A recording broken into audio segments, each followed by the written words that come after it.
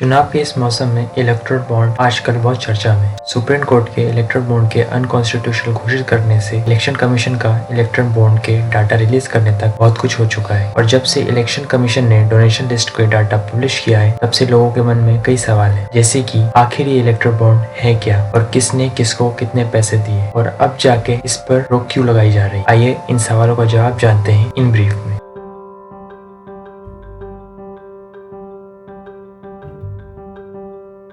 सबसे पहले ये जान लेते हैं कि इलेक्टोरल बॉन्ड क्या है। इलेक्टोरल बॉन्ड राजनीतिक दलों को चंदा देने का एक वित्तीय जरिया है। यह एक बचत पत्र की तरह है, जिसे भारत का कोई भी नागरिक या कंपनी भारतीय स्टेट बैंक की चुनिंदा शाखाओं से खरीद सकता था और अपनी पसंदीदा की किसी भी राजनीतिक दलों को गुमनाम तरीके से दान कर सकता था। भारत सरकार ने इलेक्टोरल बॉन्ड योजना की घोषणा 2017 में की थी। इस योजना को सरकार ने 29 जनवरी 2018 को लागू कर दिया था। इस योजना के तहत सिर्फ भारतीय स्टेट बैंक राजनीतिक दलों को डोनेशन देने के लिए बॉन्ड जारी कर सकता था। इन्हें ऐसा कोई भी डोनर खरीद सकता था जिसके पास एक ऐसा बैंक खाता है जिसकी केवाईसी की जानकारियां बैंक के पास उपलब्ध है, मगर इलेक्टोरल बॉन्ड में भुगतानकर्ता का नाम नहीं होता है। योजना के तहत भारतीय स्टेट बैंक की शाखाओं से 1000 रुपए, 10,000 रुपए, 1 लाख रुपए, 10 लाख रुपए, 1 करोड़ रुपए जैसे मूल्य की इलेक्टोरल बॉन्ड खरीदे जा सकते थे। चुनावी बॉन्ड्स की अवधि केवल 15 दिनों की होती थी, जिसके दौरान इसका इस्तेमाल सिर्फ जनप्रतिनिधित्व अधिनियम के तहत पंजीकृत राजनीतिक दलों को दान देने के लिए किया जा सकता था। भारत सरकार ने इस योजना की शुरुआत करते हुए कहा था कि इलेक्टोरल बॉन्ड देश में राजनीतिक फंडिंग की व्यवस्था को साफ कर देगा,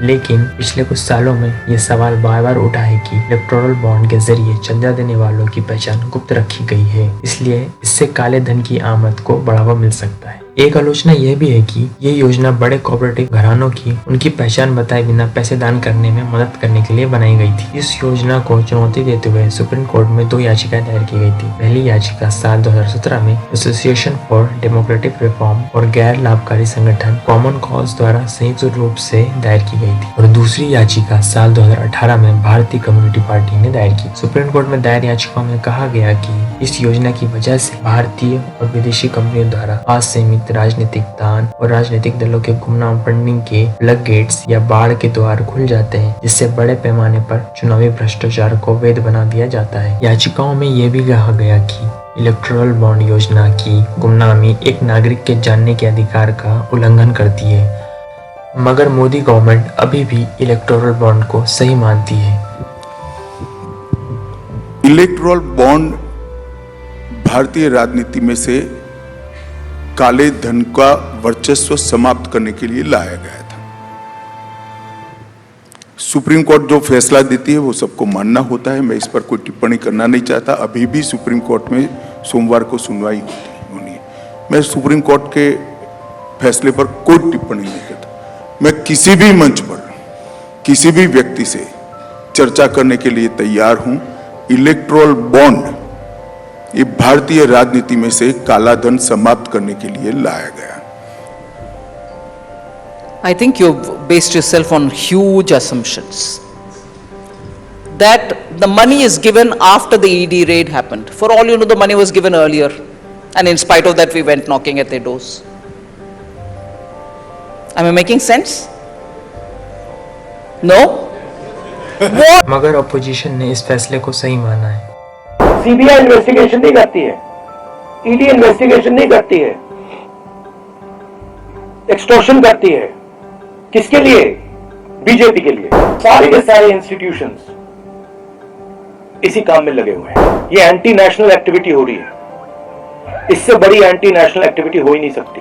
रियलिटी ये है कि सबसे बड़ा भ्रष्टाचार हिंदुस्तान की हिस्ट्री में, हिंदुस्तान के पूरे इंस्टीट्यूशंस को लेकर नरेंद्र मोदी ने किया है। ठीक है, तो आप काइंडली इसको डिस्ट्रैक्ट करने की कोशिश मत कीजिए। बड़ा ऑब्वियस हो जाता है, सब लोगों को समझ आ जाता है।